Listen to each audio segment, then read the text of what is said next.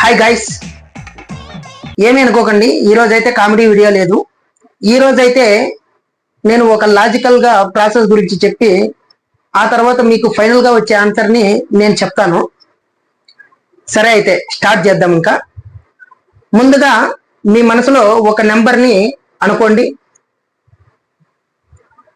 ఆ తర్వాత ఆ నెంబర్ ని డబుల్ చేయండి. ఆ డబుల్ చేసిన వచ్చిన నెంబర్ కి నాది ఒక 10 యాడ్ చేసుకోండి. ఇప్పుడు మీకు 10 యాడ్ చేసిన తర్వాత వచ్చిండే నెంబర్ ఉంటుంది చూసినారా, ఆ నెంబర్ ని హాఫ్ చేయండి.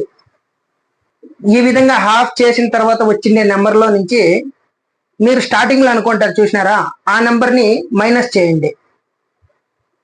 మైనస్ చేసిన తర్వాత మీకు వచ్చిండే ఆన్సర్ 5.